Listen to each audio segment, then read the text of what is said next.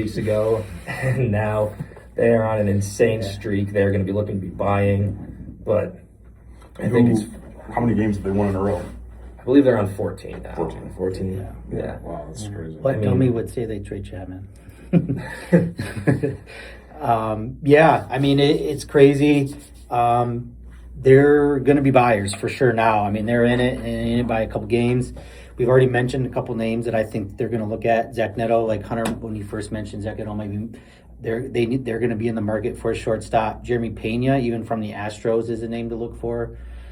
CJ Abrams from the Nationals, too, is going to be a name that they're going to feel around for. And also maybe even those interdivision trades kind of always are unlikely to me, but even Adley Rutschman is a name that they've been kind of linked to from the Orioles. Yeah, good. And AL West, AL Central, we've got some divisional situations, who will be aggressive, who won't. I think in the East, it's kind of settled what's going to be happening there, but the AL West, AL Central, kind of wide open. Yeah, I think the White Sox are going to go and be buyers at the deadline as they're sitting in first place right now. They got Murakami back from injury, and they've been playing really well and getting some starting pitching help in the rotation will help them maintain this division lead that I think a lot of us maybe thought that they might teeter off, and they have yet to do so.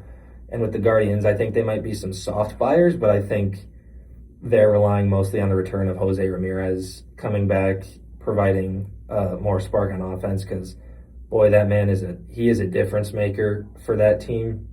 They may also look to add some bullpen or rotation help at the deadline, but I think the Guardians in the Central are more so just waiting on the return of Jose Ramirez. And then the Twins and the Tigers, they're in that limbo of buy. Yeah.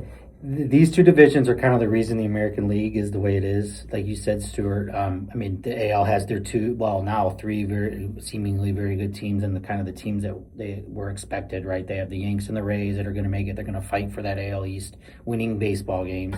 But you had, I mean, if you want to talk, like we said, Detroit in the Central and Seattle in the West have been disappointments. I mean, Seattle was like, yeah, they're going to be AL pennant contenders. Same with Detroit, and they haven't been. They haven't pulled away.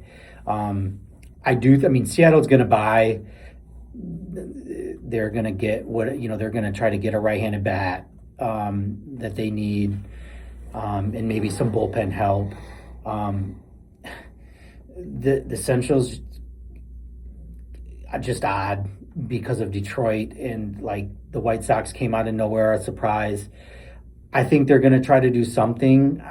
They need, if they're going to say, hey, we're going to actually try to contend for this AL, they're going to need pitching, especially in a playoff series. I agree with Hunter. I mean, Cleveland's just going to do what Cleveland always does. They're going to probably get someone that no one wants and see if he can help them.